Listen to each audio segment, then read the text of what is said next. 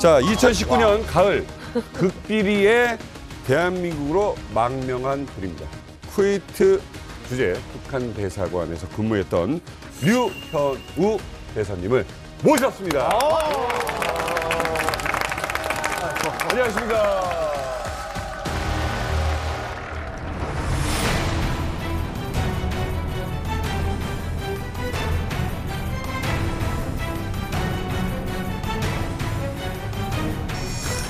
시계, 가방에. 아이고.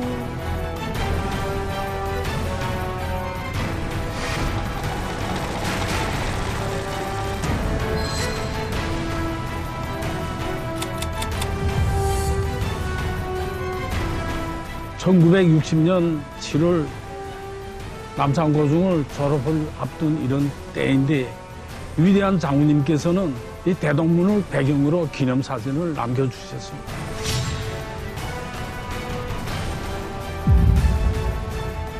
Media reports say North Korea's acting ambassador in Kuwait, defected to the south over a year ago, has been living here with his family. 쿠웨이트 주재 북한 대사관 대사대리였고 김정은 금고지기의 사위로 알려진 북한 고위급 외교 인사가 국내에 정착 중인 것으로 확인됐습니다.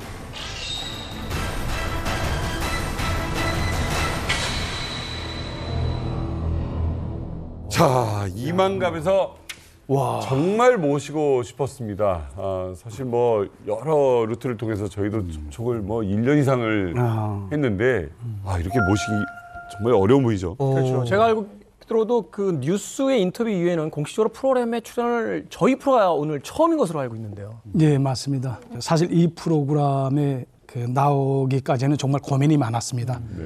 아무래도 김정은의 금고지기로 알려진 저의 장인어른과 그리고 장모 그리고 또 저희 어머니가 아직 북한에 살아 계시거든요. 네, 그래서 이분들한테 무슨 폐가 끼치지 않을까라는 그런 두려움과 걱정 때문에 지금까지 언론에 자주 노출이 되지 않았던 그런 상태였습니다. 그럼에도 불구하고 용기를 내신 이유는 뭘까요?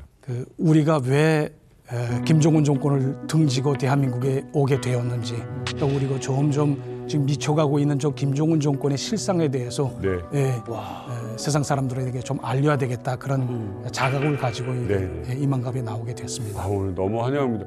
사실 저는 이제 우리 류 대사님 오셨을 때 미국에 있었거든요. 미국에 있었는데 그때 제 아는 친구가 CNN 기자예요. 워싱턴 DC에. 그 친구 갑자기 전화가 오는 거예요. 전화가 오더니 야, 전일춘 사위가 지금 망명했단다 그러는 거예요. 전일춘이면 김정일하고 동창이고 그리고 금고직이고 말도 안 된다. 아니 그 사람 사위면은 그 사람은 북한에서는 그냥 고속도로다. 그냥 그 사람은 출세길은 열려 있다. 그러니까 아니 그거는 루머다 그냥. 그래서 그냥 신경 쓰지 마라 그랬거든요. 진짜 탈북한 거예요 진짜. 그래서 그 친구가 저를 만날 때마다 제 북한에선 짜가다. 제 말 제가 말하는 북한 말 듣지 마라. 항상 저를 놀려요. 그래가지고 그런 일화도 있었어요. 그거는 성주 씨가 잘못한 게 아니라 당시에 류 대사님 오시고 나서도 대한민국 정부에서 한동안 비밀로 기밀 다루듯이 철저히 비공개로 붙였습니다. 맞아요. 왜냐하면 그만큼 대한민국 정부에서도 쉬쉬했고 북한의 가족들도 계시기 때문에 굉장히 고위급이었기 때문에 아마 성주 씨가 당연히 모를 겁니다. 저도 그 영국에 있을 때 류현우 대사대리님이 만나는 거 들었어요. 들었는데 굉장히 뭘 물어보고 싶은 게 많았어요. 개인적으로. 왜 그러나 제가 육국 1가에 있었거든요. 그때 당시 또 대사대리님은 육국 3가에 있었어요. 좀 같은 외무성이 있었고 그 주한경에 같이 일한 지인들이 다 같은 거예요. 국의 이일규라고 탁구를 제일 잘하는 사람이 하나 있었어요. 근데 탁구 잘 치는 사람은 축구를 이렇게 얘기하는 거 그렇죠. 아세요? 예, 저 대학 동창입니다. 리일규 씨라고. 평양 외국어대학에 다닐 때 그 친구는 에스파니아어과를 다니고 저는 아랍어과를 다녔습니다. 굉장히 훈훈해요. 이게 이만큼이니까 이렇게 막 얘기가 된 거예요. 그래서 이게 북에서는 불가능한 얘기. 버짓버하죠. 아까 외무성에서 소름 못 봤잖아요. 지금도 안 쳐다보시더라고요. 이렇게 그렇죠. 선배님이니까 거참하네요. 일단 여기서. 집안이 좋잖아요. 그렇죠. 그리고 못 만나요. 일단 집안 외무성 안에서는 자기 뒷배경이 누군 거 절대 이야기를 안 해요. 그러면 이거 가서 악수 한번 그러니까 장난한 거 똑같은 거예요 지금. 반갑습니다 선배님. 반갑습니다 선배님. 근데 소름을 갖다 저도 백두혈통의 금고지기 그리고 금고지기의 사위 라는 이 정말 무시무시한 이 북한 내부 안 사정을 아시는 분입니다. 사실 전 세계 외신도 굉장히 주목했었죠. 전 세계에서도 되게 조명을 많이 했어요. 근데 그분이 오셨다 했을 때 저는 과연 이분이 왜 오셨을까 한국에? 엄청나게 큰 무슨 실수를 하셨나? 저는 그게 되게 궁금했어요. 왜냐하면 왜 오셨을까? 사실 저희도 가장 궁금한 지점이 바로 그 이유거든요. 왜냐면 이제 그냥 특권층도 아니고 이 정도면 이제 초특권층이라고 볼 수 있는 북한의 최상부에 있는 인물이 이제 남한을 찾았다. 그렇죠. 어떤 이유 때문이냐? 이게 가장 또 초반에 궁금한 질문이 될 것 같은데. 제가 탈북하게 된 기본 이유는 그림 한 장 때문입니다. 그림 한 장 때문입니다. 그림 아니에요? 그림을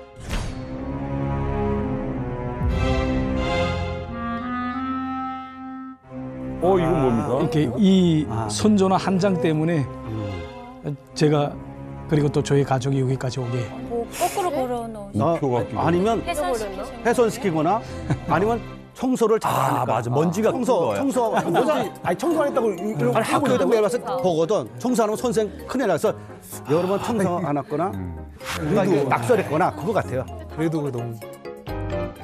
사실 북에 계실 때요. 금고지기의 사위다 그러면 이건 뭐 부러움의 대상이기도 하지만 굉장히 어려워하는 이런 자리 아닙니까? 네, 그렇죠. 아 이쯤 돼서 좀 궁금해지는 게 있어요. 아니 그 최고의 이 실세 따님을 어떻게 만났는지 어떤 드라마 회장님 저 어떤 기술을 쓰신 거예요? 아니 뭐 기술이라는 건 딴 거고요. 네, 그저 중매로 만났습니다. 그럼 중매라는 건 사실 대사님 집안도 어마어마해.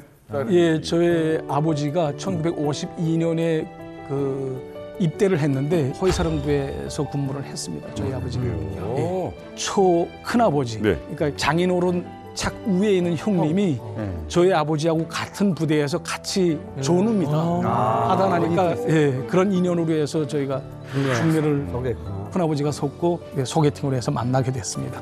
딱 보자마자 첫 모습 이상형이었습니까? 첫인상 딱 처음 봤을 때 이 뭐 사람이다. 물론 이 사람이다죠. 너무 외교적이야 이거. 저희 집사람이 뭐 김일성 종합대학 경제학부를 나왔었거든요. 그러니까 뭐 저보다 더 좋은 대학을 나왔고 현지 저 박사원에서 석사 과정을 다니던 그때였습니다. 그러니까 여기도 학벌이 굉장하거든요. 그러니까 평양 외국어 학원에 평양 외대에 외무성까지 덜컥 합격했으니까 북한 내에서는 초 엘리트 코스를 밟고 있었는데 하필 형수님이 김대 경제학부를 나와서 대학원생이다라는 것은 야 거의 뭐 평양 내에 1%들이 만났다 이렇게 봐도 되는 거죠. 그렇죠. 근데 가보면 장인어른도 외무성에 있으니까 외무성은 외국을 나갈 수가 있거든요. 그렇죠. 북한은 직택주 중요하지만 외국을 나갈 수 있는 게 중요해요. 그러면 우리 딸은 먹고 사는데 지장 없게 하고 그건 분명히 있어요. 그래서 아마 만나게 됐을 거예요. 어마무시한 집안의 따님과 결혼하게 되는 거예요. 그러면 뭐 신혼집은 대궐 차리셨을 것 같아요. 네, 어땠습니까? 신혼집이라고 뭐 딱히 없죠. 저희 아버지가 그때 당시로서는 1호부에 있다가 제대를 했습니다. 그리고 또 저희 어머니가 국가계획위원회에 있었는데 이 국가계획위원회라는 게 저 여기로 말하면 기획재정부와 같은 그런 곳입니다. 그래서 두 분이 다 사회활동 하시다가 이제 은퇴를 하셨는데 은퇴하시면서 집을 받은 게 한 17평짜리 그 집을 받거든요. 평양에? 예. 옛날에는 다 집이 없기 때문에 평양시 그 시내 안에 있는 것보다는 외곽에 많이 집을 짓습니다. 지금 여기서처럼. 예. 그러다 나니까 외곽에 집을 받아가지고 17평짜리에서 저희 누이네 세대랑 다부 세대 살고 만나가지고 누이 세대랑. 예, 누이네 그 매부하고 같은 그 한 세대, 저희 아버지 어머니 저 이렇게 또 한 세대 뭐 이런 식으로 살았어요. 17평 안에서. 예. 그러면 누이네는 애가 있어요. 예, 애가 둘씩이나 있죠. 아이고야. 그래서 거기 4명. 제가 부득불 초가살이를 하게 됐습니다. 애들 처갓집으로 간 거예요? 예, 그래서 평양시내.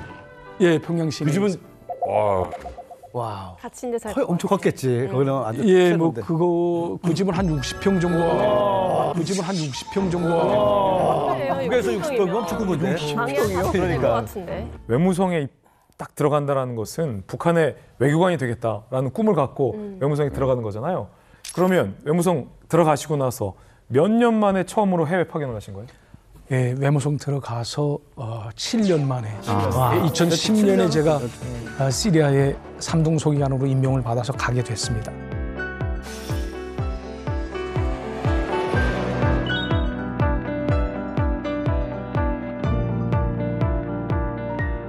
거기가 이제 좋은 게 뭐냐면 일단 거기는 족선 관계가 없습니다. 그러니까 족선 관계가 없다는 건 한국 대사관이 없다는 말이에요. 예. 시리아, 그렇지. 시리아라는 건 내전. 예, 수교가 내전보다도 안 돼요. 예, 수교가 미수교국의 유일하게 지금 시리아 하나입니다. 유엔 가입국 중에서는 지금 예, 시리아 하나 딱 있습니다. 위험해서 저희 교민들도 사실은 거의 예, 그러니까 시리아에서 이제 가게 되면 우선 안전 대표가 없습니다. 거기는 예, 그럴 필요가 없으니까. 그러니까 아무래도 조금 자유롭다고 할까? 그래서 편하겠네요. 예, 상당히 뭐 인터넷도 하고 싶으면 하고.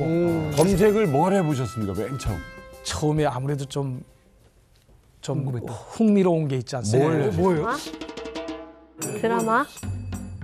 김종일이라고 쳤습니다. 김정일에 대해서 어떤 뉴스들과 자료들이 있는지 그걸 이제 보고 싶어하셨던 예, 거죠. 그렇습니다. 그리고 저희가 아무래도 인터넷을 접한다는 그 자체가 북한에서는 할 수 없는 일이 아닙니까? 그러니까 해외에 나오면서 가장 흥미로웠던 점부터 하나하나 인터넷을 통해서 서치를 하는 겁니다. 그러면 자 김정일이라고 검색을 했습니다. 뭐가 나오던가요? 욕하는 거야? 우선 1942년으로 뜨더라고요, 생일이. 근데 저희 장인이 1941년생이거든요. 근데 저희 장인하고 같은 나이가 동년배입니다.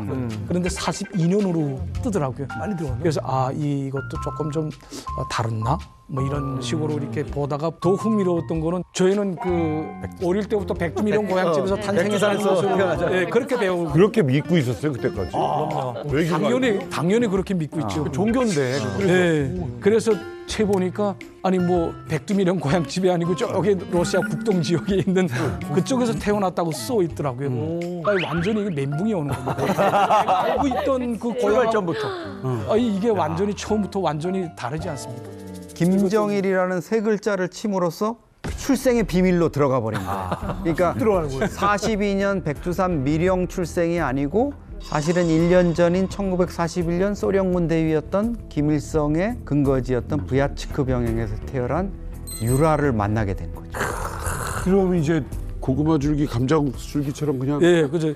검색어가 쭉 연동이 돼가지고 쭉 나오지 않습니까? 거기에 또 뭐 저희는 아마 다 알 거예요. 6.25 전쟁이다 하게 되면 저희는 북침으로 알고 있거든요. 그렇게 뭐 배워왔고 6.25가 북침이 아니라 남침이다. 이런 거는 또 그 소련이 해체되면서 그런 이 문건들이 또 노출돼서 나오지 않았습니까? 예. 이건 진실 아니에요. 아니 정말 궁금한 게 북한 사회 지도층 엘리트도 그러니까, 나 이게- 유교가 남측에서 치고 올라간 걸로 모릅니다. 엘리트신데. 예, 모릅니다. 진짜. 인터넷을 접하지 못하게 되면 이거는 절대 알 수가 없는 거예요. 김정일 검색을 했더니 쭉쭉쭉쭉 나와. 예. 그 진실을 접했을 때 기분은 무엇으로 그 뒤통수를 한 대 맞았다는 그런 기분. 그럴 것 같아요. 예. 예. 그럴 것 같아요. 야, 이런 것까지 다 속여내는. 그러니까 제가 진짜 승상했던, 숭배했던 그 김씨 일가가 우리들 이렇게 걸려먹어. 종교가 깨진 예, 뭐 이런 그 느낌이라고 할까? 네. 예, 그런 느낌이 확 드는 거죠. 배신감, 분노, 뭐 이런 거. 이게 단순한 어떤 배신감을 떠나서 한 인간이 평생을 살아온 그 인생 전체를 다 흔들어 버린 거잖아요, 사실은. 그때 심정이 이거 나 북한을 떠나고 싶다. 외국에 나와 있는 상황이니까 뭐 그런 또 생각이 드셨던 건 아닐까요? 또 뭐 이거 그 탈북과 관련된 문제는 또 다른 문제입니다. 그렇죠. 왜냐하면 제가 이제 만약 이거 하나로. 탈북을 하겠다라고 결심을 하게 되면 제가 뭐 유년 시절, 뭐 청춘 시절, 뭐 이런 걸 다 제가 북한에서 이거 다 묻고 살지 않았습니까? 그 뿌리를 거기서 묻고 이때까지 쭉 자라왔는데 그걸 다 부정하고 그럼. 그리고 또 저희 일가 친척들, 부모님들 뭐 이런 걸 다 버리고 제가 아무 이유 없이 탈북을 한다는 건 그건 조금 좀 이과는 조금 거리가 멀는 거고 그리고 또 뭐 실제 탈북을 한다고 해서 뭐 제가 뭐가 나아요? 내 운명이 뭐 달라진다, 뭐 어떻게 된다 이런 보장도 없고. 예, 보장도 없지 않습니까? 사실 말해서. 예를 들자면 이제 물은 점점 온도가 올라가는데 아직 끓지는 예, 못하는 맞습니다. 방아쇠는 아직 예, 당겨지지 아직, 않는 예, 예. 상황. 예. 아니 지금 시리아에서 이제 처음으로 어떻게 보면 자유를 좀 만끽하신 거잖아요. 인터넷 마음껏 쓴 거 말고 또 다른 좋았던 뭐 이런 기억이 좀 있나요? 앞서 말씀드리다시피 시리아는 이 안전대피가 없는 그런 나라입니다. 그러다 나니까 저희가 자유롭게 무슨 인터넷도 접하고 또 세틀라이트라는 게 있지 않았습니까? 옛날에 위성 안테나. 위성 예. 그 세틀라이트를 통해서 저희가 그 북한 조선중앙 TV를 봤었거든요. 근데 파장이 너무 안 잡혀서 정말 힘들었습니다, 보기가. 근데 이 KBS 월드라든가 아리랑 TV 같은 건 정말 잘 나오거든요. 정말 사진이 정말 쨍쨍하게 잘 나와요. 근데 뭐 그렇다고 해서 고실에 놓고 이걸 왕왕 털고 보게 되면 또 걸리잖아요. 그러다 나니까 이 방 안에 들어가서 이 방음이 좀 잘 되는 그 방에다 이 TV를 놓고 불안해서 예, 그리고 식사 칸도 또 그쪽으로 옮겨와가지고 밥을 먹으면서 예, 그러면서 이제 KBS 월드라든가 뭐 애기는 안 보여주지. 아니 뭐 저희 딸도 무조건 보죠. 예, 저희 딸이 KBS 월드 하면서 이렇게 흉내까지 냈었습니다. 그래서 제가 밖에 나가서 그 말 하면 안 되냐고. 이게 난 너무 의외다. 아리랑 TV랑 예, 월드. KBS 월드를 봤었습니다. 그때 당시 글로벌하게 나가는 방송. 뭐 기억 안 나시나요? 아 맞다. 예, 저 월드 앵커였는데. 예, 봤습니다. 예, 지금도 유튜브를 자주 보고 있습니다. 아니 너무 신기하다. 최근에 TV를 또 보다가 제가 배우 김남주 씨가 나오는 그런 드라마가 최근에 나오더라고요. 예. 그래서 제가 보고 얼마나 놀랐는지 모릅니다. 아, 한쪽으로 얼굴 보면서 막 반가운 생각이 들더라고요. 왜요? 어떤 사람? 그때 그 제 최애 드라마가 농쿨체 굴러온 당신. 기억나. 그때 김남주 씨가 그 주역을 맡았어요. 맞아요. 아니 그거 우리나라에서 굉장히 큰 히트했거든요. 시청률 엄청나게 나와서. 예. 그걸 시리아 예, 시리아에서 사모님하고 예, 뭐 한 부 그 매일 연재되지 않습니까? 그 시간이 언제쯤 또 돌아오나 하고 계속 기다려지는 거예요. 아니 그 드라마에 어떤 점이 좋으셨어요? 뭐라고 할까? 이렇게 북한하고는 조금 다른. 솔직히 무슨 주체 사상이요, 뭐 당에 충실해야 된다, 뭐 김씨 일가에 충실해야 된다, 밥 먹으면서 그런 소리는 안 하지 않습니까? 맞아요. 예, 맞아요. 그러니까 밥 먹으면서 그래도 티격태격하는 그런 사람 사는 그런 냄새가 나는 그런 드라마가 우리한테 와닿는 거죠. 아기는 너무 어릴 때라 뭐 방송을 잘 몰라. 예, 뭐 크게 이렇게 몰입한 거는 별로 없는데 그래도 무슨 불의의 명곡이라든가 뭐 이런 노래를 많이 봤습니다. 딸아이도. 예. 그런가 애들은 노래 잘 따라. 예, 노래를 잘 따라합니다. 아니 어떻게 보면 따님은 어떻게 보면 아이돌 K-팝이잖아요. 예. 코요테가 꽤 그때 저는 알죠. 저는 뭐 김종민 씨, 뭐 신지 씨, 백가 씨 다 압니다. 때까지도 알고. 여기 와서 예능 프로를 좀 봤는데 뭐 많은 방송들이 출연을 하시더라고요. 그렇죠. 재밌죠 한국 방송이. 예. 아니 근데 얘기 듣다 정말 보니까 재미있습니다. 외교 활동 안 하시고 TV만 보실 거예요. 저희보다 많이 하죠. 시리아에서 또 뭐 어떤 추억이 떠오르세요? 지나간 일이니까 뭐 다 공개해도 될 것 같습니다. 아, 제가 처음으로 그 시리아의 대표단 송원으로 한번 갔었던 적이 있었거든요. 제 삼등소기관 하던 제 친구가 있었거든요. 그 친구 보고 야, 시리아 여기 제일 그 핫한 데가 어디냐 하고 물어보니까 이 나이트클럽입니다. 그래서 이건 정보 수집이죠. 정보 수집이야. 그래서 캐주얼하게 입고 지금 나이트클럽에 둘이 갔죠. 갔는데 문 앞에서 문전 거절 당했습니다.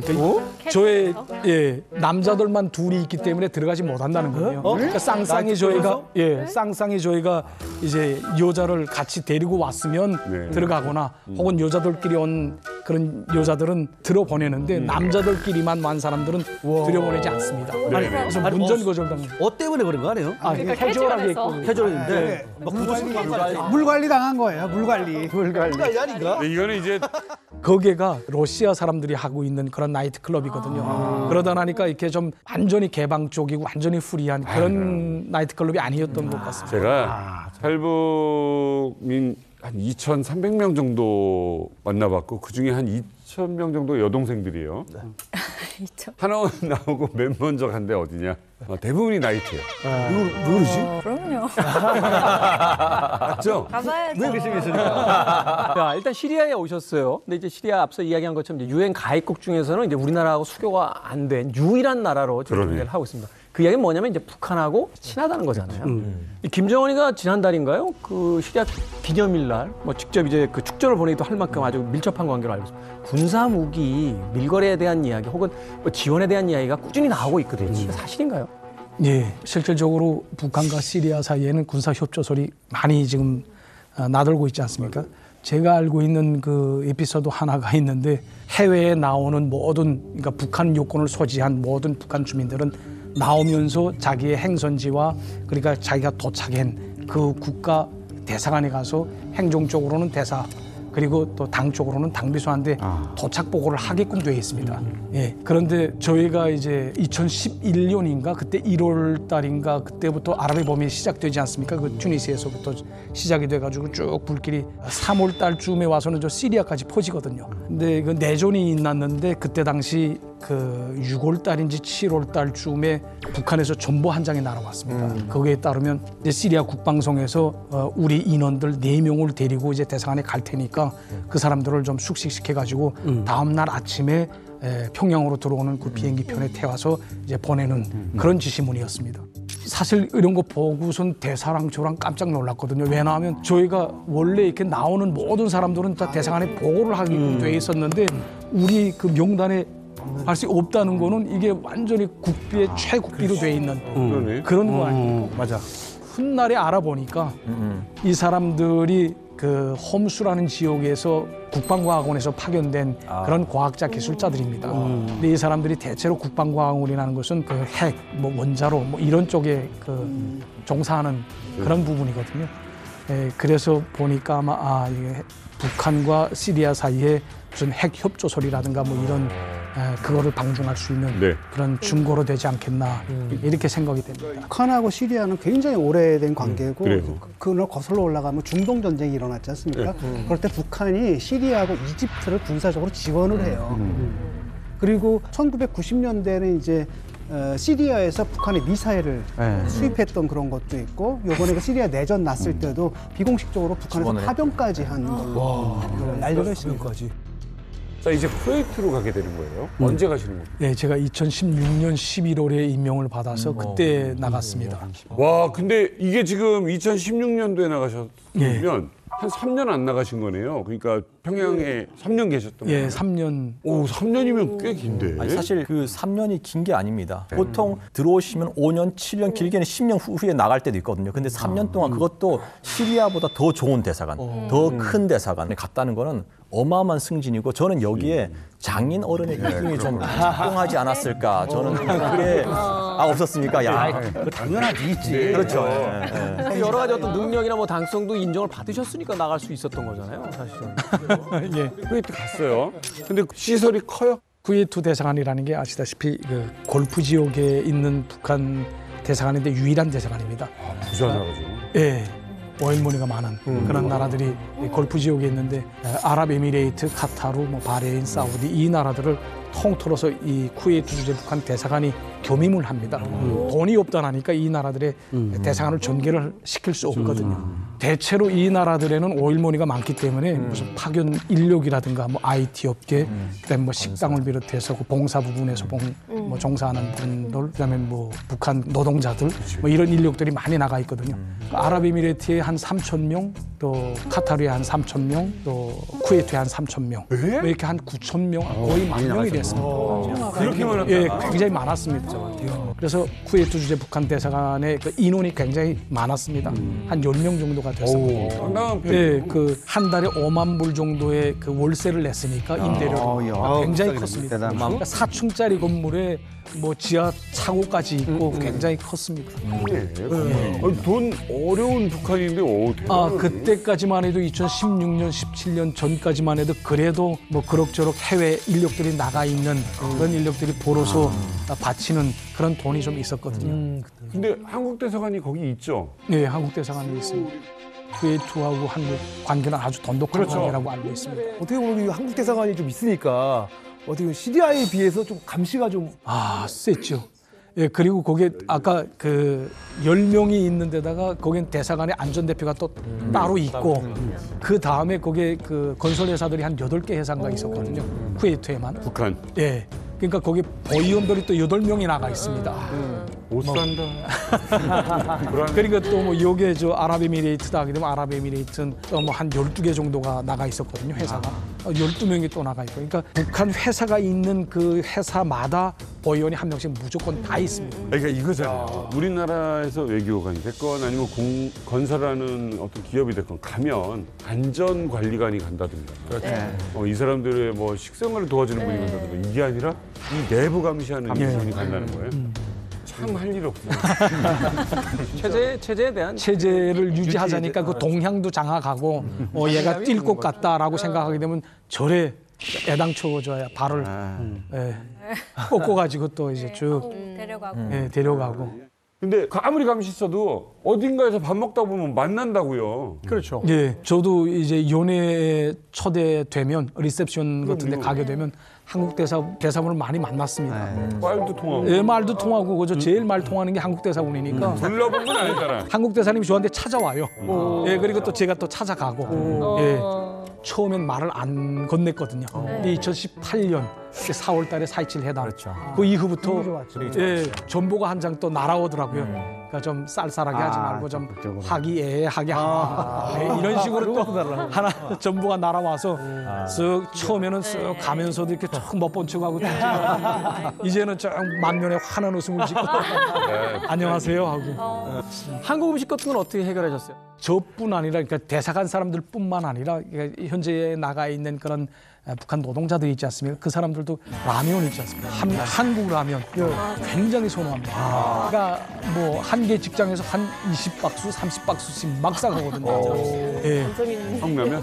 그렇게 우리 욕하면서 라면은 또 한국 라면가 먹어요? 예. 아니 그 뭐 음식에 무슨 사상이 있습니다. 음식에 무슨 사상이 있습니다. 음식에 라면이 빨간색이네. 라면도 여러 가지 종류가 많습니다. 뭐 신라면, 뭐 불닭라면, 오뚜기 라면, 뭐 한국에 나온 출시된 라면 다 있습니다. 뭘 제일 좋아하셨어요? 침을 다 흘리네 지금. 맨날 생각이 나는 한인 마트 가서 직접 사오시는 건가요? 예, 사오는. 그리고 뭐 저희 집사람하고 같이 지금 갔었는데 아무래도 한국 분이 이게 카운터에 한국 분이 서 계시잖아요. 다 물고. 갈 때 그분이 또 오세요 하고선 얘기를 한단 말이죠. 그러니까 저희가 압니다.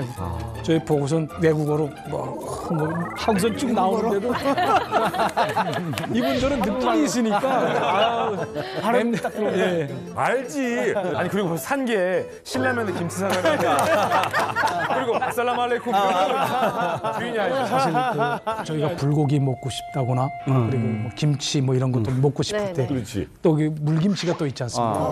예, 그런 것도 먹고 풀 때가 또 있거든요. 식당, 한국 식당에 찾아가는 거죠. 몰래? 예, 몰래 가는. 원래는 가면 안 된다. 원래 가면 안 되죠. 페이스 사람이처럼. 하면.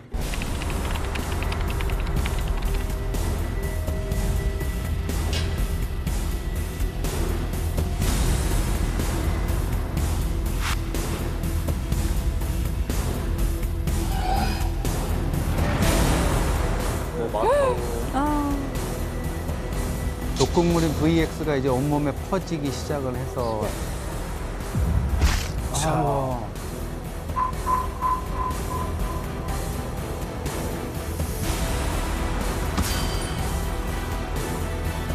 So you are working for a company 몰래카메라. funny video.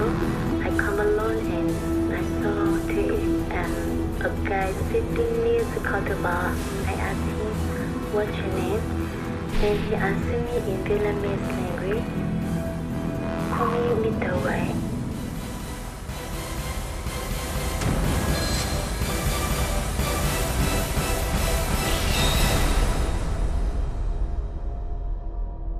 저런 엄청난 테러가 있었는데 이거는 분명히 말레이시아입니다. 쿠알라룸푸르 공항이고요. 그때 대사님은 쿠웨이트에 계신 거죠? 예, 쿠웨이트에 있었습니다. 어떻게 받아들이셨어요? 예, 일단 이게 국제 언론을 통해서 뉴스를 통해서 지금 온 세계에 다 퍼져나가지 않았습니까? 특히 북한 뉴스와 관련된 아주 핫 뉴스들 이런 거는 다 대사관들에서 이 캐치를 해가지고 북한에 보고를 합니다. 근데 이게 아무래도 김정남 그 피살 사건이다 하니까 이거를 쭉 캐치를 해가지고 북한에 보고를 했는데 3일이 지난 후에 전보 하나가 날아오는데 그 전보가 뭐냐면 대사 친전입니다. 그 친전이라는 건 아시다시피 대사만 봐라라는 거거든요. 그러니까 다른 사람 절대 보면 안 됩니다. 그 내용을 보게 되면 주재국에서 보도하는 김종남과 관련된 모든 정보 내용은 딱 일부상 친전으로만 보내라. 또 일부상 친전이라는 건 일부상만 봐라 이 소리입니다. 다른 사람들 절대 보지 못하거든요. 그런 방식으로 해서 이 김종남 피살 사건에 대한 거를 은폐시키려고 그러니까 북한이 아마 이런 그 농간질을 했던 것 같습니다. 제가 이만갑에서 최초 공개하는 것인데 제가 2017년 7월로 기억이 됩니다. 7월 달에 제가 북한에 출장차로 들어갔다 나왔거든요. 그때 제가 평양에 가서 저 외무성에 갔었는데 당시 말레이시아 그 대사였던 말레이시아 주재 북한 대사였던 강철 대사라고 있습니다. 유명.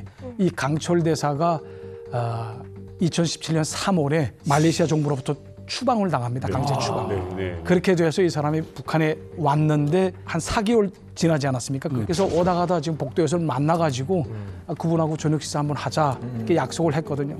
그래서 이제 저녁 식사를 같이 하는 와중에 그 강철 대사가 하는 말이 그 안전 대표가 그 나쁜 놈의 새끼면서 막 욕하더라고요.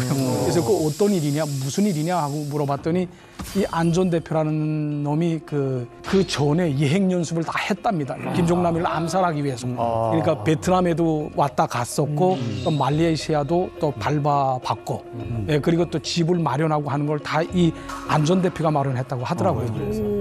그래서 그 말을 듣고 이거 진짜냐 그러니까 어디 가서 말하지 마라. 잠깐 어쨌든 자기는 이 사람이 1년밖에 안 됐었거든요. 아무것도 모르는데 자기는 그저 도창을 맞아가지고 이렇게 강제 추방당했다는 이런. 또 그 내용을 모릅니다. 그러니까 이게 어떻게 됐냐. 그러니까 이 북한의 이제 안전 대표들은 자기 보위부하고 또 같은 그러니까 교신 연락을 자기네 따로 합니다. 그러니까 외교부의 그 외무성 라인을 이용하지 않고 자기네 그 특수 이런 변신 프로그램을 따로 가지고 있습니다. 원장비가 따로 있습니다. 이 대목이 되게 뉴스 밸류가 있는 말씀을 지금 굉장히 해주신 게 뭐냐면 북한은 공식적으로 지금까지도 김정남 암살을 자기들이 저지르지 않았다고요. 방금 말씀하신 강철 대사, 저희 그때 당시 TF팀을 꾸려서 취재진을 말레이시아로 급파해서 저희도 강철 대사 취재하려고 했는데 저희 마이크 앞에 강철 대사가 이렇게 얘기했어요. This incident is politicized by Malaysia in collusion with South Korea. 사전에는 몰랐던 것 같은데 사후에는 강철 대사가 안 거거든요. 인지하면서 강철 대사가 쫓겨나기 전에 우리 북한의 소행이라는 게 가짜라는 거예요. 추호도 우리 북한은 이 일에 연루돼 있지 않다라고 외신들과 국내 취재진 앞에서 목소리를 높이고 나중에 이제 추방당하고 북한으로 가서 류현우 대사님이 만났는데 거기서 이제 그 보위부 안전대표 욕을 하고 있는 거예요. 이 자식이 나 모르게 일을 벌였다. 알고 있었네. 강철 대사가 사실 뒤통수를 맞은 거죠. 한준명 선생님 어디 계셨어요 그 당시? 그때는 탈북하고 그다음에 있다가 영국에 제가 좀 대학교 공부를 배우러 갔거든요. 그때 거기서 들었거든요. 들었는데 그때 제가 좀 각인된 게 이지연이라고.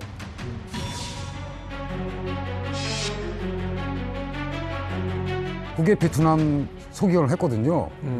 베트남어에서 1인자예요, 북한에서. 그 사람만큼 잘하는 사람이 없거든요. 근데 그가 어떻게 된 거는 원래는 베트남 대사관에서 국가안전보위성에 의해서 잡혀간 거로 돼 있거든요. 한국 드라마를 봤기 때문에 야는 1년 만에 잡아갔는데 우리가 소식 듣기는 2012년도 김일성이 백돌 때 대사령으로 나왔는데 이게 다 꿈인 거예요. 그때 보니까. 그다음에 후에 내가 베트남에 있는데 국가대표단으로 또 들어온 거예요. 근데 이게 과거를 보냈던 사람이 해외에 못 나오거든요, 원칙적으로. 근데 이게 아까 대사대리님이 말씀하신 것처럼 대사관에 보고를 안 하고 없어진 거예요. 4명이 지금 들어와서. 그다음에 행방을 모르는 거예요, 우리가 다. 모르는데 그래서 우리는 설마 뭐 이런 작전이 있을지 모르니까 어디 나왔다 갔겠지 뭐 이런 식으로 생각하고 있었는데 후에 알고 보니까 이게 잡아간 것부터 시작해서 대사관에가 베트남에 다시 들어와서 행적으로 없어지고 이런 게 몽땅 다 이게 그전부터 작전인 거예요. 우리만 모르고 오랫동안 치밀하게 했네요. 사실 이게 사건이 발생한 지 상당한 시간이 흘렀지만은 지금도 이제 영상을 보면 뭐 섬찟한 느낌이 들 정도로 이런 상황인데 당시에 북한 공작원들 또 북한 대사관 대사를 비롯한 이런 움직임 또 거기에 동원됐던 베트남 여성들 뭐 이런 증언들이라든가 그 공판 내용을 보면 김정은 북한의 지령에 의한 게 뭐 너무나도 명명백백하죠. 그런데 이제 여러 가지 상황이나 이런 것 때문에 외교 관계나 이런 것 때문에 이제 말레이시아 당국도 적절한 선에서 절충을 하는 바람에 지금 사건은 이제 좀 뜨뜻미지근하게 그냥 종결이 돼 있는 상태인데 여러 가지 그 이후에도 나오는 진술들, 뭐 핵심적인 관계자들이 많기 때문에 그런 것들이 이제 좀 명명백백하게 드러날 수밖에 없는 상황이고 오늘 유 대사님께서 말씀해 주신 부분도 그 하나의 그 파편이다 이렇게 볼 수 있습니다. 권력을 위해서 뭐 이복형뿐만 아니라 고모부도 살해하고 이런 봉건적인 왕조의 실체 이런 것들이 그대로 드러나는 그런 상황이다 이렇게 볼 수가 있죠. 야, 이거 참 기가 막힌 건데 지금 그 당시 이제 쿠웨이트에 있었어요. 근데 아무리 어쩌고저쩌고 해봤자 세계 뉴스 다 보고 계신데. 그렇죠. 아, 이거 기분이 너무 착잡했을 것 같아요. 예, 대체로 이 김일성이하고 김종일이는 그래도 자기 종족들을 물론 잔인하게 숙청을 했지만 자기 형제까지 다치진 않았거든요. 실제. 예. 근데 이 김정은이는 뭐 할아버지 아버지를 더 능가해서 더 잔인하고 더 사악한 그런 독재자로 둔갑을 한 거죠. 자기 핏줄을 죽인다는 게 예, 일반 사람으로 그 상상이 되지 않는 거 아닙니까? 맞아요. 아니 그 순간에 그 소설을 딱 접했을 때 이건 우리 북한에서 한 거다 이런 느낌이었습니까? 아니면은 이게 미제의 책략일 수 있냐? 아니 그 김종남이라는 그 사람을 죽일 만한 아무런 이유가 없지 않습니까? 미국이나 한국이 그 사람과 무슨 뭐 인과관계가 있다고 그 사람을 죽입니까? 이게 인과관계가 있다는 건 오직 북한밖에 없거든요. 그러니까 냄새나는 사람, 바로 알았죠. 네. 제 생각은 그저 두 가지로 한번 유추를 해봤습니다. 하나는 김종남이 그때 뭐 자꾸 낭소를 하면서 김정은이 어쩌고 저쩌고 북한 체제에 대한 거를 헐뜯으면서 계속 그 언론에 노출을 하고 다녔거든요. 그게 첫 번째고 두 번째로 당시 북한이 정말 막 나갔죠. 그때 핵 미사일 실험 계속 2016, 17년도 2년에 걸쳐서 정말 5번에 걸치는 그런 대북제재 교리안까지 작동이 되지 않았습니까? 그때. 그러니까 질주를 할 때 김정은이 나름대로 두려웠던 게 혹시 중국이 또 뭐 김정은을 김종남이로 갈아치울 수도 있지 않습니까? 백두혈통이라는 그 혈통만 있으면 되니까. 사실 외교관이라는 게 그렇잖아요. 이 나라 대표로 지금 와서 또 사람들 만나고 외교를 하고 있어야 되는데 지금 내 이미지, 우리 국가의 이미지가 내 이미지랑 같이 뭐 그런 회의감이 정말 크죠. 그리고 맞아. 또 암살하는 국가가 세상에 어디 있습니까? 테러죠. 그리고 또 테러 아닙니까? 그리고 남의 이제 나라에서. 남의 나라에서 이게 자주권을 침해하는 거거든요. 다른 나라의 자주권을. 말레이시아 그 자주권을 침해하는 거로 돼 있기 때문에 외교상 이런 게 있을 수 없는 일입니다. 전례를 넘어선 겁니다. 이건 도를 넘어선 겁니다. 북한과 김정은이 강한 의지를 보였던 사건이거든요. 그렇지. 김정은과 북한도 알았어요. 이거 6차 핵실험하면 사실상 핵을 손에 넣는 순간이거든요. 수소폭탄 실험이라. 핵을 손에 넣을 거냐? 대신에 핵 말고 다른 모든 걸 다 포기할 거냐? 아니면 이걸 하지 말 거냐? 난 선택의 기로가 김정은과 군부 지도자들 손에 판단에 달렸던 건데 결국 한 거죠. 그렇죠. 이 6차 핵실험 이전까지 북한은 먹고 살만 했습니다. 이 핵실험 하나로 북한하고 교역하던 모든 국가들의 교역이 끊겼고요. 북한이 수출했던 모든 무역 수출이 다 전면 금지됐고요.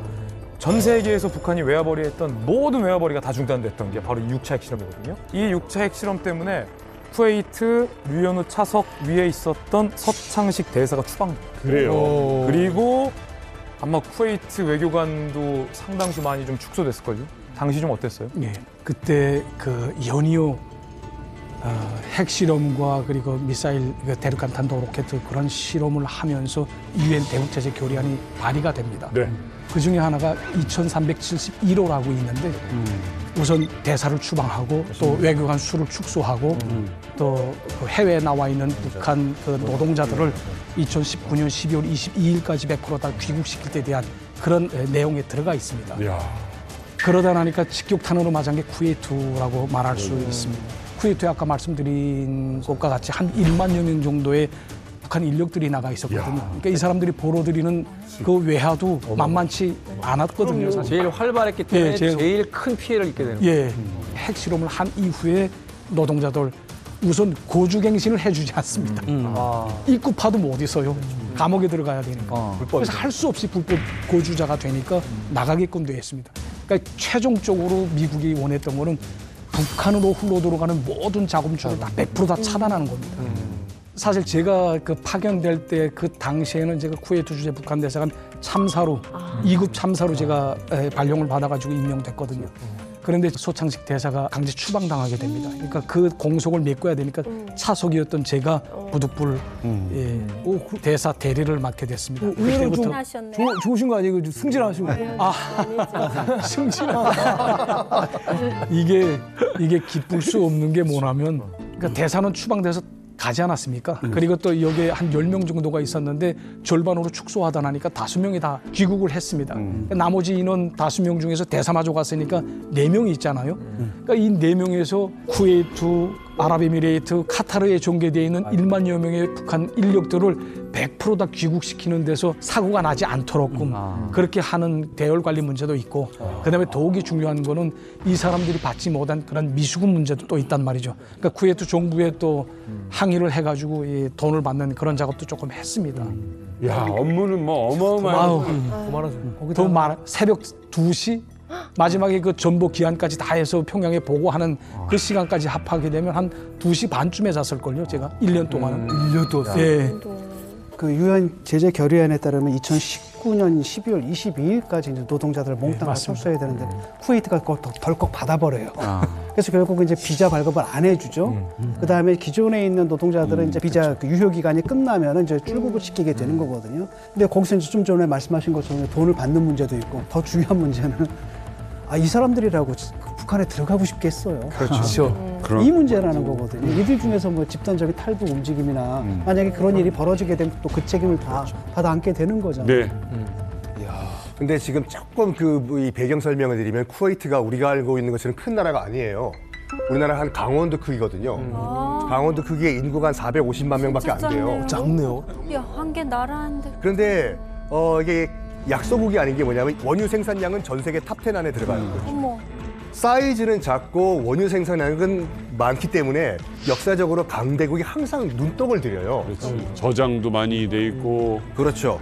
결정적으로 이제 빵 터진 게 뭐냐면 이제 그 사담 후세인이 이란 이라크전 끝나고 난 다음에 이제 돈줄이 딸리다 보니까 바로 밑에 쿠웨이트잖아요. 그래서 1990년 쿠웨이트를 침공을 해요. 그걸 보고 있던 당시 아버지 조지 부시 행정부가 방 빼라고 방 안 빼면 작살내겠다. 사담 후세인은 너희 베트남전 끝난 지 25년밖에 안 되거든요. 제2의 베트남전 또 한 번 치르시려고 이게 되거든요. 맞아. 근데 아버지 조지 부시는 치고 들어가요. 이른바 91년도의 걸프전이었어요. 맞아요. 쿠웨이트 입장에서 봤을 때는 일단 그때 90년도에 그 쿠웨이트 침공 때 나라가 한번 싹 갈려요. 그래서 재건을 해야 되잖아요. 그래서 해외에서 이제 그 싼 인력을 받아야 되기 때문에 여러 나라에서 인력을 받습니다. 그 중에 한 나라가 이제 북한이었어요. 그러니까 북한으로부터 이제 싼 인력을 받았는데 그러다가 이제 핵실험 등등으로 인해서 미국이 주도하는 유엔 제재가 들어오지 않습니까? 미국의 신세를 진 쿠웨이트 입장에서 봤을 때는 미국과 유엔의 요구를 들어줄 수밖에 없는 상황이었어요. 그렇기 때문에 나가라고 추방 명령을 내린 거죠. 짧게 말씀드리면. 네, 그런데 이렇게 이제 강제 귀국당하는 사람들이 늘어난단 말입니다. 근데 이제 해외 나올 땐 나름의 다 계획이 있잖아요. 돈도 좀 쓰고 뭐 이렇게 해서 이제 근로자로서 나오는 어떤 기회를 잡은 뭐 이런 사람들도 있을 텐데 갑자기 강제 귀국하라. 그럼 이제 우리말로 이제 멘붕이 온 상태에서 그 지역에 남으려고 하거나 이제 탈북을 시도하려고 하는 이런 사람들도 분명히 많이 늘어났을 것 같은데. 예. 그때 당시 제일 우려했던 게 이렇게 근로자들 속에서 탈북 러시가 있지 않겠나라는 그런 두려움이 굉장히 컸습니다. 근데 이들 속에서 또 조금 자유를 원한다라는 사람들은 또 탈북을 또 하게 됩니다. 근데 탈북도 정말 목숨을 건 탈북이거든요. 그러니까 잡히는 경우에는 죽습니다. 그러니까 이 한 개 회사에 한 명의 보위원이 나가 있다고 하지 않았습니까? 그러니까 한 8개 회사가 나가 있으니까 쿠웨이트만 한 8명, 9명 정도가 됩니다. 이 사람들이 탈북하는 사람들을 잡아가지고 이 생다리를 꽂고요. 이 생다리를 꽂고요. 찍습니다. 정강이. 네, 정강이 그러니까 인대가 다 부러져 나가요. 꽂고져 나가요. 그렇게 하고 여기다 깁스를 합니다. 예, 도망가지 못하게. 그리고 또 여기다 뭘 어떻게 하냐면 그 디아라고 수면제가 있어요. 항히스타민제라고. 이걸 먹이게 되면 이렇게 반정신 쭉 그러니까 딸딸한 기분에 이렇게 수면제이기 때문에 맑질 않거든요. 가자는 대로 따라갑니다. 그래서 호송 인원이 이제 쭉 데리고 가서 베이징까지 호송을 하거든요. 그 다음부터는 베이징까지 가게 되면 다 된 거니까 열차 태워서 들여보내는 거예요. 그런 식으로 했었습니다. 진짜 사람이 그래요? 그러면 안 되죠. 기부스 한 사람 거죠. 예, 기부스 한 사람 이게 저희가 비행장에 나갑니다. 그러니까 나가서 이렇게 발에다 주고 하거든요. 이렇게 나가게 되면 기부스 한 사람이 그 보이부 성원들 두 명에서 호송을 하거든요. 쭉 데리고. 그게 사실은 지금 현대 사회에서 벌어질 수 있는 일이냐고요. 이게 사실은 우리가 예전에 어떤 미국 역사 보면 미국의 흑인 노예들이 도망을 갔을 때 농장주들이 하던 짓들이잖아요. 사실은 발목을 뭐 도끼로 자른다든지 뭐 이런 식으로 했던 이게 지금 이게 말이 됩니까? 사람이 할 짓이면 어때죠? 그렇죠. 네, 그리고 중세기에서나 있을 만한 그런 일인데 아직도 이 지구상에 그런 행위가 벌어진다는 것 자체가 망신이죠. 그러니까 왜 이렇게 된다? 이게 말이 됩니까? 이게 어쨌든 간에 국제적으로 이제 왕따가 되는 거예요. 북한이. 예. 좀 곤란하셨을 거예요. 정말 곤란하죠. 예, 정말 곤란합니다. 이로 형언할 수 없습니다. 왕따국의 대사 이거 지금 어떻게 해요? 저희가 2017년에 구구절 날에만은 그 국경절 행사를 좀 크게 하거든요. 그래서 뭐 오송 호텔도 무슨 좀 예약을 하고 없는 주제에 그 나라에서 없는 예, 그래서 그 리셉션을 하려고 하게 되면 돈이 필요하지 않습니까? 호텔일 거 아니에요? 예, 근데 이게 북한에서 주는 거는 대체로 한 사람당 1.5유로. 그러니까 우리 돈으로 한 2,000원 정도밖에 안 돼요. 그러니까 이건 우리 김밥도 뭐, 김밥 한 줄도 못 사 먹는 그런 건데 그 예산이 그만큼 나옵니다. 그 정도로. 그러니까 이거 가지고는 아무것도 할 수 없죠. 행사. 리셉션 하러. 예. 그래서 할 수 없이 저희 같은 경우에는 건설회사 사장들 혹은 또 이제 아랍에미레이트에 가서 또 그 서비스 업계에 종사하는 뭐 옹유관도 거기 있었으니까 옹유관 사장 뭐 이런 사람들한테 돈을 좀 구걸질을 합니다. 또 내부에 뜯는 거야? 예. 식당에도 자주 와서 식사하시고. 또 방법이 없으니까 그것밖에는. 어디 가서 도둑질 할 수는 없잖아요. 하다 나니까 그 사람들한테 가서 좀 비락질을 해가지고 협찬을 해서 예, 그래서 돈을 그 달래거든요. 그래가지고 그 이제 한 200명 정도를 이제 예약을 하게 되면 거의 한 2만 불 정도가 나옵니다. 2,300만 원. 뭐. 예, 그 정도가 나오는데 6차 핵실험이 9월 3일에 진행됐습니다. 네. 저희가 행사를 9월 6일에 했거든요. 예, 그러니까 3일 뒤에 했습니다. 그러니까 연애를 하려고 하게 되면 이렇게 깃발 이거 지금 쭉 있는 것처럼 들어오는 입구에 이 깃발을 인공기하고 이제 그 쿠웨이트 깃발 두 개를 이제 놓거든요. 그리고 대사하고 대사 부인이 같이 서서 들어오는 그 그런 게스트들을 맞이하면서 다 인사를 합니다. 지금 한참 1시간 동안 기다리는데 단 한 명도 오지 않습니다. 1시간 동안 기다리는데 단 한 명도 오지 않습니다. 한 명도 안 하죠. 초대했는데 그러니까 한 나라도 안 반항의 표시죠 이게. 직원도 안 보냈어요. 직원 원래 외교 관례에 따르면 대사가 와야 되는 게 원래 관례인데 불만족한 일이 있다라고 생각을 하게 되면 그보다 굽수를 좀 떨고요. 떨고 가지고 어쨌든 보내거든요. 근데 애당초 오지 않았다는 거는 뭐 하물며 친송국이라고 자처하는 중국, 러시아, 쿠바도 오지 않았습니다. 시리아도 오지 않았고. 돈 빌려서 그렇게 해놨는데 외교관 생활 최고의 위기이셨겠네. 여기서 다 쪽팔린다라는 말 쓰잖아요. 그러니까 저는 쥐구멍에도 어디 들어갈 데가 없어서 정말 창피했거든요. 그 창피라는 건 정말 우리 형언할 수 아니 없어요. 그쪽에서는 그냥 뭐 영혼들을 부른 거야. 무슨 이벤트인가 이게 세상가? 영혼들을 부른 거겠는데 아니 그날은 그렇다 치고 다른 행사에 또 가셔야 되죠. 예, 뭐 제가 이제 다른 리셉션 같은데 또 가거든요. 그러니까 다른 나라에서 또 초청하는 그런 행사에도 제가 참가하는데 저희가 갈 때는 이게 초상휘장이라고 하는 배지를 달는 이렇게 크다만 그 왕따발처럼 생긴 게 있어요. 알아요. 예, 많은 거 김일성, 김정일이 있는 거. 그게 있고. 예. 이걸 공식 행사장에는 꼭 모시고 가야 된다고 그렇게 얘기를 합니다, 북한에서는. 그러다 나니까 이걸 달고 지금 갔는데 이것만 보게 되면 쭉 같이 모였던 사람들이 쭉 보고 쭉 얘기하다가 한 사람 피합니다. 저 혼자 남겨두고. 야, 이건 그야말로 왕따. 마음고생이. 왕따. 하기 싫었겠어요. 그래서 제가 말씀드린 게 그 집 외교관 하기가 정말 힘들다. 전 방위적이고 또 초강도적으로 들어왔으니까 북한에서 이 돈이 계속 줄기 시작하는데 건물을 좀 작은 곳으로 이사를 하게 됩니다. 그래서 2만 불짜리로 또 이사를 하거든요. 돈이 없으니까 결과적으로. 김종일이 그 초상이 있는 그 선전하를 제가 그 이사하던 과정에 없어집니다. 없어집니다. 분실을 했다. 분실을 했습니다. 좀 이게 큽니다. 진짜 그림으로 그린 거예요? 아니, 이게 프린트예요? 프린트 형식으로 인쇄물입니다. 이게. 프린트 없어졌다고? 아니, 그럴 수 있죠. 또 다시 받으면 인쇄하면 안 돼. 그런데 이게 김종일이 초상이 들어가 있지 않습니까? 그렇지. 그걸 목숨 바쳐 지켜야 되는데. 그거 누가 이삿짐에서 뺐는지 뭔지 모르겠지만 그건 모르겠지만은 상관없습니다. 그게 없어졌습니다. 아무리 그래도 이 선전을 하나 때문에 이게 목숨이 왔다 갔다 한다는 게 말이 되는 건가? 그거가 무슨 어떤 지시나 뭐 이런 그냥 구두로 이렇게 된 게 아니라 경전, 바이블처럼 돼 있는 게 북한에 있어요. 당의 유일적 용도 체계 양립 10대 원칙.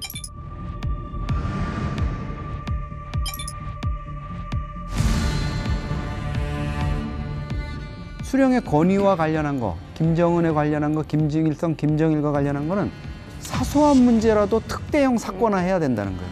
하나 잊어버렸으면 그거가 막 엄청난 문제로 해가지고 평양에도 보고를 하고 막 해가지고 조치를 해야 되고 후속 조치를 취하지 않으면 이거는 당과 수령에 대한 아주 그 기본 자세가 안 돼 있는 거고 정치적 생명뿐만 아니라 목숨을 다 부지할 이유가 없는 거죠. 네. 아니 아무리 그렇다 할지라도 이게 상식적으로 생각하면 고작 10,000원, 20,000원이면 할 수 있는 프린트 하나 때문에 그러니까.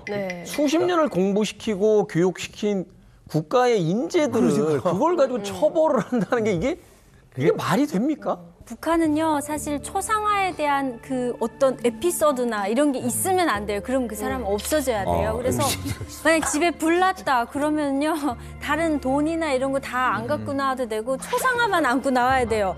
그리고 또 있어요. 싸워요. 만약 우리 둘이 싸워요. 근데 제가 초상의장 달고 있잖아요. 그러면은 막 야 뭐 이렇게 싸우다가 나 달고 있다 이러면 야 이러면서 야 이러면서 진짜 진짜 싸우다가 그러니까 초상화는 이거는 금덩이가 아니라 분실했다고 쳐요.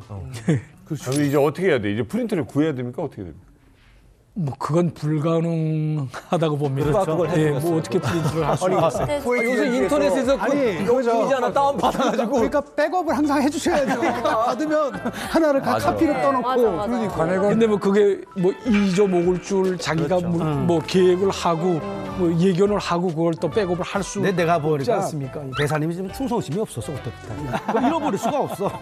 초상하든 뭐든 소가가는 처리 절차가 있어요. 외무성 대사관 내부 지침서에 이런 걸 몽땅 이제 빨간 통 있잖아요. 그래 요거 가지고 북한 노동당 선전부로 가야 되는 거예요. 그게 초상하다 비행기 타고 가서 해당 소각하려고 거기까지 비행기를 태운다고요? 그럼 당위원회에 바치요. 외무성 당위원회에 바치면 당위원회에서 그걸 가지고 북한 노동당 선전부에 가게 되면 거기다 소각하는 따로 처리하는 노동당 일꾼이 있어요. 거기까지 가야 되는 거예요. 신성한 거예요? 그러니까 쿠웨이트에 저희가 마음대로 소각을 못하는 거예요. 소각을. 이거를 평양으로 무조건 딱 종중에 모셔서 그 외무성 초급당위원회에 바치고 외무성 초급당위원회에서는 또 중앙당 선전선동부에 바쳐가지고 아까처럼 책임 있는 그런 일꾼이 나와서 이거를 소각을 합니다. 사람은 다리를 부러뜨려서 태우고 얘는 종이장 하나는 이렇게 뭐 신주 모시듯 해가지고 비행기 타고 같이 가고.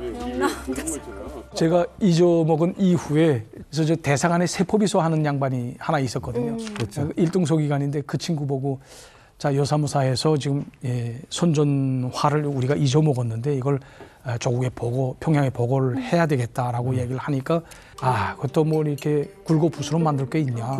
우리끼리만 알고 있는데 우리끼리만 알고 덮어버리자. 분위기도 안 좋으니까. 그래서 2년 동안 보고를 하지 않았습니다. 그럼 이제 잊혀진 건데 이제 2019년에 그 사람이 이제 북한으로 이제 다 만기를 마치고 들어갔는데 황생물을 이제 빼야 되지 않습니까? 그래서 조직부 그 당생활 지도과에 가서 하나하나 이렇게 생활 총괄을 합니다. 찔렀네. 그 과정에 이 사람도 선전선동부에 가서 보니까 우리가 그저 덮어버리면 그만일 곳이라고 생각했던 그 선전물이 하나하나 초상화, 뭐 선전화, 무슨 뭐 유화 작품까지도 다 100% 다 이 등록물로 다 기재되어 있어요. 그러니까 그 사람이 이걸 보고 그다음에 휘가고 돌아간 겁니다. 그러다가 내가 죽겠구나 라고 생각을 하고 그다음에 저한테 모든 걸 다 뒤집어 씌운 거죠. 당연하지. 나도 그랬을 거예요. 가족을 지키기 위해서. 그럼 사전에 그 이따 전일춘 그 30호실 실장 사이라고 미리 말씀을 해요. 그것도 못 살려요. 그건 안 먹혀요. 장성택이도 죽고 뭐 김정남이도 죽는 판인데 무슨 전일춘이 쌓이라고 해서 안 죽이고. 맞아. 북한은 김일성, 김정은에 대해서만은 절대 양보 안 해요. 왜냐면 한 사람 양보하기 시작하면 무너지거든요, 이 그러니까 시스템 자체. 거기에 대해서는 그건 누구 가족이라도 양보를 안 해요. 아니 믿었던 동료와 배신한 것에서도 굉장히 큰 충격을 받으셨겠지만 그걸 어떻게 알게 되셨어요?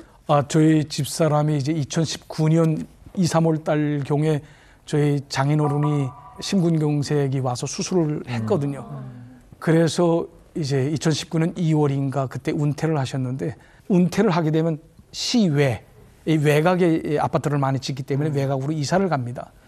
그래서 아버지가 또 심근경색으로 수술을 했다지 또 이사도 했다지 하니까 집사람이 지금 평양에 들어갔던 찰나인데 아마 저희 친구들을 통해서 여기저기서 들려오는 아마 말을 귀동냥에서 들은 것 같아요. 예. 그리고 나와서 저한테 문책을 하더라고요. 이런 일이 있었나? 그래서 사실 제가 2년 동안 이걸 가족들한테 일절 비밀로 하시고요? 비밀로 하고 우리 집사람한테도 말을 안 했었거든요. 근데 중요한 거는 유현우 대사께서 그나마 목숨을 부지하고 지금 대한민국의 가족과 함께 와서 이 자리에 있을 수 있는 거는 제가 보기엔 사모님의 정보력이 아니었으면 그렇죠. 그 사람이 그렇게 불었다 먼저 믿었던 사람이 이거를 이 전일춘의 딸 정도 되는 김일성대 경제학과 이런 네트워크 있으니까 고위층 자제가 있으니까 누가 검찰 조사에서 뭐라고 불었대 하는 걸 알 수 있지. 우리도 사실 누가 검찰 조사 갔는데 거기 가서 검사한테 이런 얘기했대 하는 거 알 수 있는 사람이 누가 있겠습니까? 북한 체제에서 더더구나. 그거를 알아서 캐치를 했다는 것도 대단한 거죠. 대단한 거죠. 그러면 사모님 갔다 와서 당신 이랬어라고 했어요. 네. 자 이제는 내가 해결해야 되잖아 이거. 네. 북한에서 전보 한 장이 날아오더라고요. 전보요? 예, 전보가 하나 날아왔는데 그 전보 내용 직접 가져왔습니다. 내용은 이렇습니다. 쿠웨이트 주재 대사관 대사대리 류현우는 그 전보 내용 직접 가져왔습니다. 내용은 이렇습니다. 쿠웨이트 주재 대사관 대사대리 류현우는 8 며칠까지 대사관 로비에 있는 유화 작품을 가지고 평양에 들어올 것. 이거 유화 작품. 이게 너무 수상한 거예요. 이유는 근데 황당하잖아. 너무 그러니까 타이밍이 너무 이상하고 끔찍하다. 타이밍이 절묘하잖아요. 빠릅니다. 2년간 잊고 있었어요. 근데 갑자기 평양 들어갔던 아내가 와서 추궁을 하죠. 뭔가 일이 터졌나? 그런데 평양에서 날라온 전보가 로비에 있는 유화 작품을 가지고 들어오래. 그런데 설명은 그랬어요. 유화 작품송에 있는 김정일과 김일성의 인민복을 양복으로 교체해야 되니까 인민복 입고 있는 유화 작품을 갖고 들어오면 양복 입은 새 유화를 들려서 보낼 테니 쿠웨이트 대사관의 로비에 걸면 된다. 대사가 직접 들고 오라. 이 냄새가 너무 나는 거죠. 그러니까 잃어버린 것은 선전하고요. 출판 선전화. 그리고 가지고 들어오라고 요구한 거는 로비에 있는 유화 작품입니다. 다른 거를 다른 겁니다. 왜 다른 걸 가져오라고 했어요? 눈치챌까 봐. 그러니까 이게 뭐 제가 눈치챌까봐 이런 거를 가지고 아니, 들어오라. 선전화를 가지고 들어오라 그러면은 나는 알지 무조건 나가야겠다. 그렇죠. 맞아. 도망가겠다는 걸 아예 사인을 주는 거니까. 들어가게 되면 뭐 기필코 정치범 수용소로 이제 가는 건 불보듯 명백한 거고 하다 나니까 이제는 탈북을 해야 되겠다라고 결심을 지금 굳혔습니다. 사실 저의 가장 그 걸림돌로 됐던 것이 뭐예요? 저희 집사람의 마음을 어떻게 움직이는가 하는 것이었거든요. 같이 움직여야 되니까 가족이 함께. 근데 저의 집사람은 아무래도 뭐 그 전일춘 39호 실장 그 딸이기도 하고 또 나름대로 북한에서 뭐 거의 엘리트 코스를 밟았던 그런 또 여성이기도 하니까 탈북한다는 것 자체가 조금 좀 두려운 그런 면도 많습니다. 그런데 저희 집사람이 이 탈북을 해야 되겠다라고 생각하게 된 기본 동기는 장인어른이 집 받은 그 집에 가봤는데 원래 살던 곳은 다 북박이장으로 돼 있어서 이렇게 몸만 들어가면 살 수 있던 그런 곳이었습니다. 나오고 보니까 이불장 옷장 하나도 없는 거예요. 그러니까 옷 골대도 없는 겁니다. 아니 그 인물인데도? 예, 그 인물인데도 그 옷 골대가 없어서 벽에다 못을 이렇게 박고 거기다 이렇게 걸어놨다고. 뒤로 돈도 못 뺄 뿐이니까. 그 뭐 저의 장인어른은 정말 그 제털 뽑아 제근홍에 섭는 그런 거지간 사람이었어요. 그러니까 그 자리에 오래 있었고. 예, 그러니까 제가 그 자리에 보기에는 그 유현우 대사 처음 오셨을 때 이제 사모님 모시고 같이 이제 식사를 할 기회가 있었는데 그때 얘기를 듣기로는 그 이 전일춘 39호 실장이라는 분이 좋게 얘기하는 주변 머리가 없으신 분이었다. 그러니까 그 정도 자기가 돈을 만지고 권색을 있고 이러면 어디 좀 집도 좀 빼놓고. 엑스트라로 해가지고 사위들 좀 이렇게 살게 그거 하는 거 어렵지 않았을 것 같고 또 사위가 그런 일 했을 때 돈으로 뭐 조직으로 해가지고 야 그 좀 어떻게 하자 해가지고 하는 것도 안 되면 우리 딸만이라도 살리자 이혼해 사위만 험한 꼴 보게 하는 살아도 같이 살고 죽어도 같이 살아도 같이 살고 죽어도 같이 아니 이런 무슨 같은데 하지만 되게 살벌한 얘기야. 그게 현실적이에요. 공간에서 그런 아버지 입장에서. 그런 현실인데 아버지 그거를 안 하신 거예요. 그러니까 이게 돈이라도 좀 지금 여기 왔으면 어디 해외라도 빼돌려 놨으면 야, 그거 따라. 그 스위스 계좌에 저 있다. 찾아 써라. 그러니까 결국 이 이야기 속에서 핵심은 이거잖아요. 충성을 너무 바쳤기 때문에 오히려 문제를 해결할 수 없는 상황이 되거든요. 그래서 그리고 또 뭐 그 배급을 타러 그 동배급소에 한번 갔댔다고 하더라고요. 근데 은퇴를 하게 되면 중앙당에서 배급 타던 게 다 잘립니다. 예, 사회배급소로 나오게 되면. 그래서 사회배급소에 나와서 타려고 갔는데 6개월 식량으로 감자 2kg. 그러니까 매 사람별로 감자 2kg씩 준다고 하더라고요. 그래서 장인 장모용으로 받은 그 배급 총량이 4kg밖에 안 됩니다. 감자 4kg. 각각 6개월치.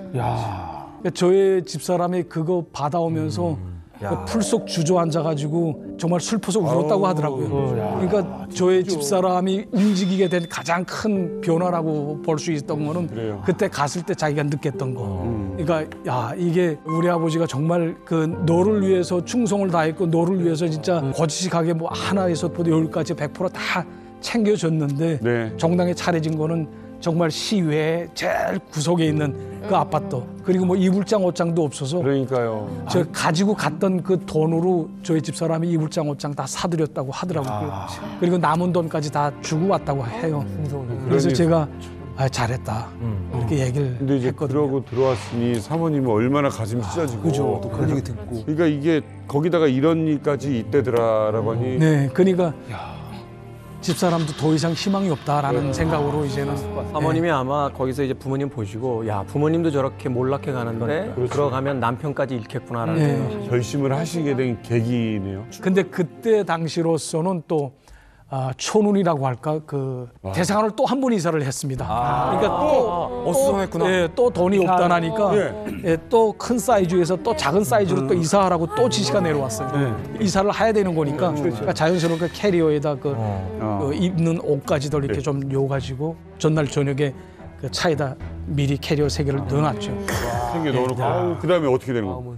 다음 날 아침에 저희 그 딸내미를 깨워가지고 학교 가자 뭐 이렇게 해가지고 학교에 왔다 갔다 하는 걸 제가 픽업을 해줬거든요. 아침 시간에. 그래서 뭐 대사관 나오는 것도 다른 사람들이 크게 웃음을 사지 않았습니다. 그래서 나와가지고 우리 그 집사람 뒤에 앉아 있고 또 저희 딸이 또 뒤에 앉아서 제가 앞에서 운전을 하고. 얼마나 심장이 찢었어요. 그 빠져나갈 때 그 잡히면 죽잖아요, 어쨌든. 뭐 내가 또 다리가 부러질지 어떻게 합니까? 키부스 신세가 될지. 그 자리에서 그걸 또 모르니까 차를 몰고 또 공항으로 갔습니다. 공항으로? 아니 아이가 학교 가는 길이 아니잖아요. 예, 아는데 그 가면서 제가 그 후사경을 보니까 애가 지금 다른 길로 가니까 우아해서 엄마한테 쳐다보는 거예요. 그러니까 엄마가 자세한 내용은 말 안 해주고 여사무사에서 우리가 탈북을 할 수밖에 없다. 그러니까 이제 눈칫밥 먹는 애들이기 때문에 보고 채끄덕 부모들 얼굴 보고 다 알거든요. 그 가서 구체적으로 얘기해 주마라고 얘기를 하고 그다음엔 탈북을 했습니다. 그것 좀 여쭤볼게요. 예. 이제 공항에 도착했어요. 심장은 요동칠 테고 우리 아이 여기 있고 손 잡고 이거 어떡합니까? 이게 진짜 심정은 뭐 그건 뭐 더 말할 수가 없죠. 그때 그 찹찹했던 제 생각 그리고 제가 한국으로 온다고 해서 무슨 제가 뭐 꽃길만 걸을 거라는 그런 아무런 단보도 없지 않습니까? 네. 사실상. 그렇죠. 네. 예, 그리고 또 뭐 제가 어떻게 먹고 살아갈지 그런 문제도 많이 생각이 되는 거고 또 더군다나 제가 그 장인, 장모 그리고 저희 어머니 두고 오신 그런 그 노부모님들이 북한에 있지 않습니까? 그러다 나니까 그런 생각도 또 많이 해요. 그리고 더욱이 또 이게 내가 50년 동안 내가 충성을 다했는데 대가가 이 종이장 한 장 때문에 내 인생을 완전히 바꿔놓는다는 게 그게 말이 됩니까, 솔직히? 그러니까 그때 비행기 타고 오면서 그때까지만 해도 이 김정은에 대한 이 정권에 대한 정말 그 울분 그런 분노 이거밖에 더 없었습니다. 직원들한테 메시지를 못 남기셨겠네요. 메시지 남긴 거는 제가 사실 이렇게 올 때 보게 되면 뭐 대사관에서 뭐 얼마 훔치고 갔다 무슨 돈 들고 뗐다 뭐 이런 소리가 많이 있지 않습니까? 그렇게 해야죠. 뭐 거기서는 그렇게 하거든요. 근데 이게 사람이 제일 치사한 거 아닙니까? 무슨 돈을 가지고 뗐다 하게 되면 그게 얼마나 목칠하는 거예요. 갖다 놔 지금 자존심이 상해 있는데 거기에다가 또 뭐 가지고 갈 돈이라도 있습니까, 솔직히? 가지고 갈 돈이라도 있습니까, 솔직히? 여기서 또 옮겨, 저기서 옮겨, 또 마지막에 제일 싼 곳으로 계속 옮기는 판인데, 근데 그게 남았던 돈이 한 5만 불이 있었습니다. 근데 이거 앞으로 그 5개월 동안은 그래도 살아갈 수 있는 돈이잖아요. 그러니까 제 양심상 또 가지고 갈 수도 없는 거고, 또 이 사람들을 위해서. 그래서 제가 하나하나 썼거든요. 뭐 5만 불이 남았고, 집세는 언제까지 물었고, 뭐 어떻게 전기세 뭐 이런 걸 다 했다는 거 하고서 재정 총화 같은 거를 정확히 해주고 남은 돈이 이거다. 그리고 미안하다.